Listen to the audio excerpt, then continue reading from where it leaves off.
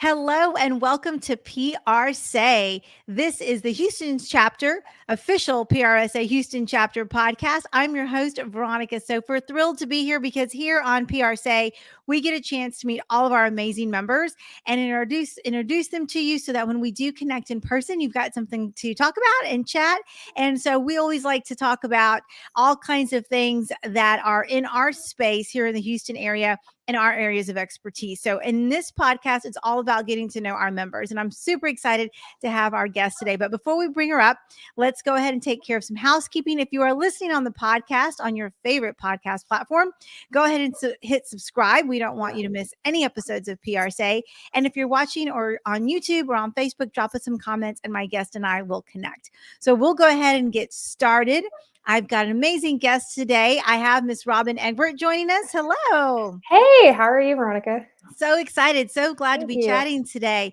So tell us a little bit about yourself. Oh, I don't know where to start. I'm a former geologist, a geophysicist turned public relations professional. Now that's new. I don't think we've ever had anyone on the podcast that was a former geologist. So that's fantastic. And I can't wait to learn more about that. Yeah, there's very few of us, but yeah, or at least a few that turn to communications, former scientists go communications. So I love it. I love it. And what was that transition like? Like how do you go from studying geology? I assume you're maybe like in the field or doing academic work and then all of a sudden become like a communications expert. Like how does that even happen? So yeah, towards the end of my career, I was actually doing seismic processing and it was very cutthroat and it was trying to get business. And of course, geophysicists know how to talk about geophysics really well to each other, but try explaining that to someone who doesn't know the language. And so that's where the communications thing really came in, is you're doing business development and trying to educate people on why your work is important and essentially why they need to buy it from you. Makes complete sense. So I'm assuming, is there an oil and gas connection? Yes. We are the Houston chapter, so we do have a lot of folks in that space. Is that how it kind of came to be? Yes, that is how. So yeah, I used to work in the oil and gas industry. Was in there for 6-7 years, and then unfortunately the bust hit in 2016, and so I kind of looked at as an opportunity to pivot my career. And I learned I love talking to people and not sitting in front of a computer screen all the time. And so that's what led me to where I am now. That's awesome. And so tell us a little bit about what your day-to-day looks like. So I know you're an expert in strategic communications, especially in the engagement in the community space. Yeah. What does that look like on a day-to-day basis? So day-to-day basis it's the campaign building and campaign management. So I work in the Houston Galveston Area Council. And so a lot of the projects that I work on have direct impact into our communities region-wide, whether that's transportation, whether that's public transit, whether that's finding alternate ways to commute. You have these projects, but it's getting those projects in front of the people and it's getting people involved. And whether that's taking a digital survey, getting them to attend a public meeting, it's one, understanding why is this project important, and two, how do I connect with those communities and get those communities involved. And so day to day, it's a lot of social media sleuthing and online sleuthing, and obviously making those connections and seeing how can we put our projects in front of the desired communities. And do you find that it's difficult to get in front of people, especially in a post-COVID era? Yes and no. It's kind of interesting because before COVID, I think people were less inclined to do virtual coffees. It's like, why are we doing it virtually versus post-COVID? It's like, yes, let's do virtual coffees. And so one of the things I worked on, I attended a session and a lady from Ohio had a really cool concept, or not necessarily a concept, but just good approach to public outreach. And I called her and I said, hey, can we do a virtual coffee? And so all of a sudden I'm doing virtual coffees with someone in Ohio that I maybe wouldn't have necessarily connected with before if it was an in-person thing. But that being said, the in-person stuff is stronger than ever. Like, it's a little bit more tangible when you get to go meet someone in person and you can make a better impact. I muted myself because I was coughing.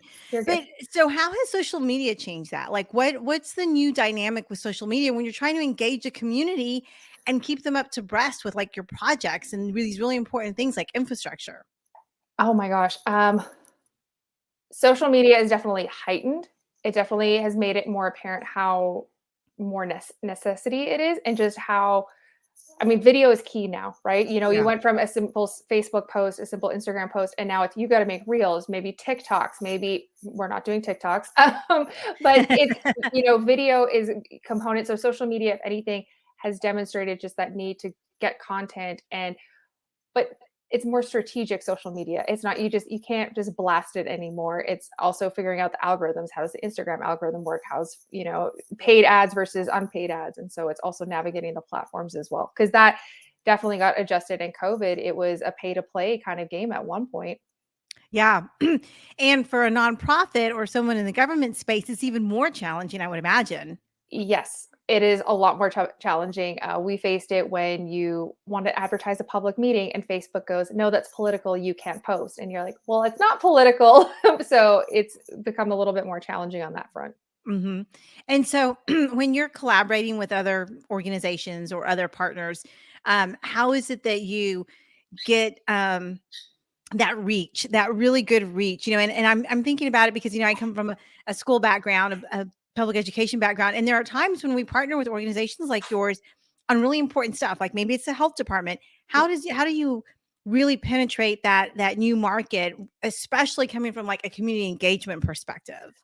Yeah. So a professor, when I first started taking my master's degree, said, you know, your team members are your best ambassadors. It's your internal team that becomes your ambassador. So when you collaborate on that, you got to educate people. Why is your project important? But most importantly, get them excited and you want them to ignite them to want to share your information. If you have a project and you're like, oh, we're just doing this, well, people are less likely to want to share your content or engage or work with you. It's, you know, educating them and collaborating, making people feel like, you know, they have a say, but just, you know, build that internal ambassadorship so they can, you know, carry the word out forward for you. No, that's great advice. And I know for some organizations that are in election mode, that's really important right now too. Yes, very much so. Especially when we're talking about people's money, because sometimes if you're with a MUD or with Yes. an organization like that, you're talking about levying additional taxes for people. And so you've got to really be able to articulate that and answer their questions well. Yeah. Thankfully, we don't collect the taxes. We just kind of say, hey, we have this money coming in. How do you think we should best spend this money? And so that's where that community engagement piece comes in. Yeah. Yeah, no, that's really great. And so what kind of advice would you give to someone who's coming into this space? I mean, I don't know how many former geologists we're going to get coming over to communications, but if we have one, Robyn, I'm sending them to you. That's fine. Bring them over. It's all good. They can come over.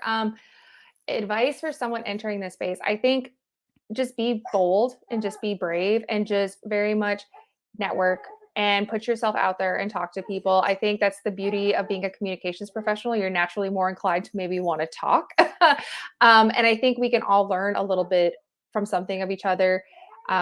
We might not all work in the same industry, but at the end of the day, we still more or less do the same thing as communicating, you know, whether it's public relations or outreach or engagement, it's just communicating what we do. And so it's always fun to talk to other communications professionals and say, hey, how did you use social media on this project? Or, hey, how did TikTok work for you on this project? How did you?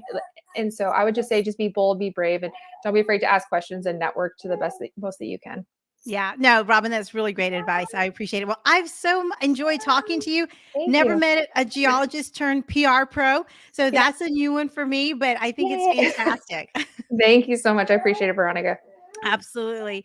All right, guys, that is Robyn. You want to make sure you connect with Robyn Egbert. She's probably on LinkedIn. I will make sure that her information is in the show notes because we want you to connect with all of our PRSay chapter members here in Houston because we've got a great pool of experts. And like she said, those collaborations are going to make a world of difference on projects that you're working on. So make sure you connect with Robyn. I will make sure that her contact information is in the show notes.